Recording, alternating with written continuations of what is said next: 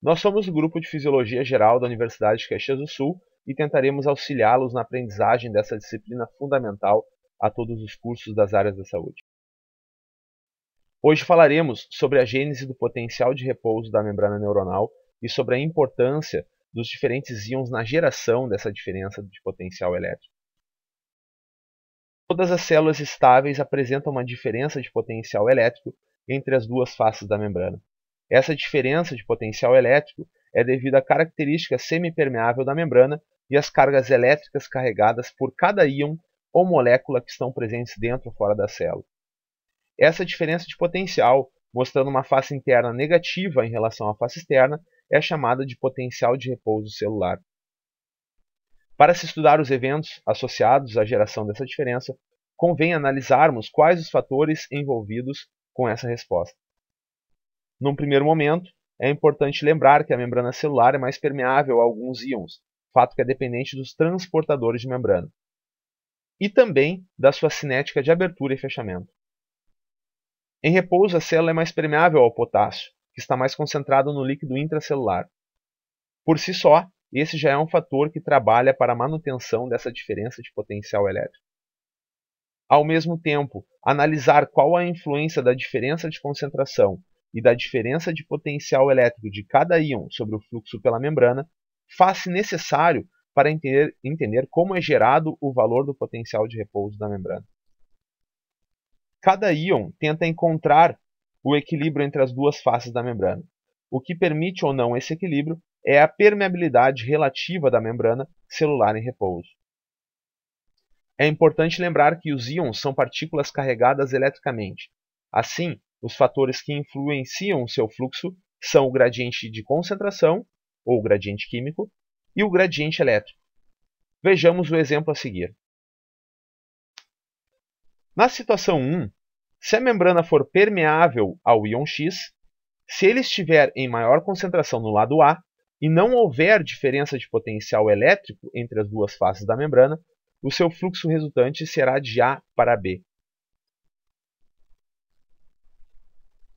Agora, na situação 2, se a membrana permanece permeável ao íon X, se ele estiver mais concentrado no lado A, mas no lado B notarmos uma predominância de cargas negativas em relação ao lado A, a situação se complica um pouco.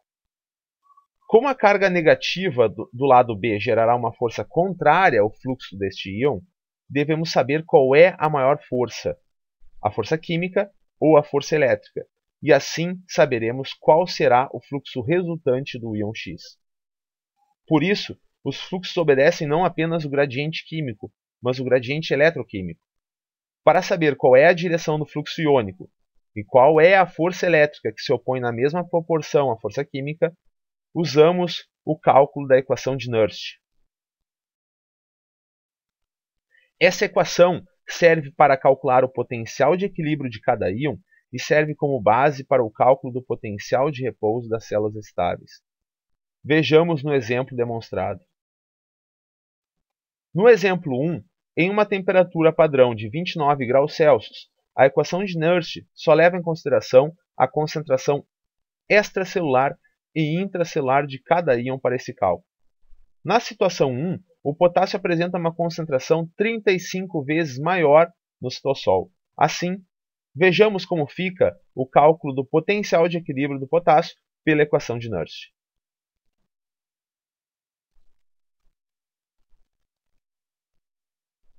Notamos que a face interna deveria ser 92 mV mais negativa que a face externa para que a força elétrica que mantém o potássio dentro da célula fosse exatamente igual à força química que tenta empurrar esse mesmo íon para fora da célula. Convencionalmente, expressamos a diferença de potencial elétrico na membrana como a voltagem do citoplasma menos a voltagem do fluido extracelular. Para entender como ele é gerado, vamos reavaliar a figura 1. Agora imaginemos que juntamente ao íon X temos o íon Z, carregado positivamente. Inicialmente não existe nenhuma diferença de potencial elétrico através da membrana, mas a sua diferença de concentração agirá aumentando o fluxo de X de A para B. A nossa membrana hipotética é impermeável a cátions, assim o íon Z não a atravessará. Nessa situação, os íons X tenderão a passar para o lado B, transferindo cargas negativas para esse lado. Os íons X tenderão a diminuir o seu fluxo quando a força elétrica negativa criada no lado B for igual à força de concentração dos íons X, que o empurrava para o lado B. Nesse momento, já que a membrana é impermeável ao íon Z, notamos que o lado A tornou-se eletricamente positivo em relação ao lado B. Dessa forma, podemos notar que a tendência de cada íon é buscar o seu equilíbrio eletroquímico, fato que será facilitado ou não pela permeabilidade da membrana plasmática. Como mais de um íon pode atravessar a membrana em repouso, cada um deles empenha-se em buscar o seu equilíbrio e força a membrana a adquirir o seu potencial de equilíbrio calculado pela equação de Nernst. Como a condutância ou permeabilidade aos íons em repouso é diferente, cada um apresenta uma importância na geração dessa diferença de voltagem.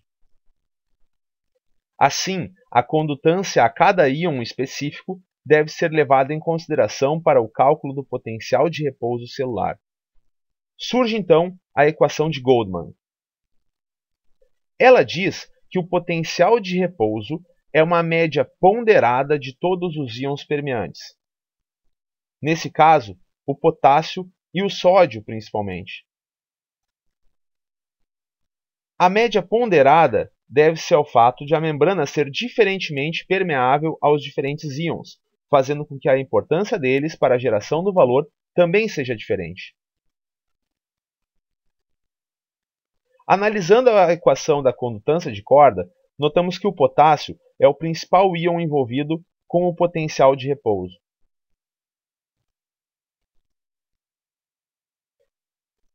Essa importância deve-se ao fato de ele apresentar uma condutância 100 vezes maior em preparado de músculo esquelético de rã. Para entender a importância do potássio, vamos avaliar o cálculo do potencial de repouso celular e comparar com o potencial de equilíbrio deste íon.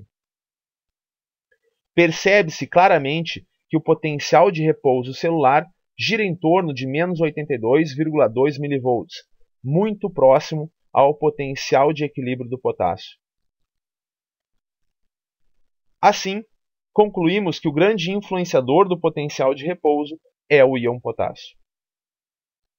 Agradecemos muito a atenção de todos vocês e os convidamos prontamente a conhecer o trabalho do nosso grupo através do site www.fisiologiaux.webnode.com. Um abraço e até logo!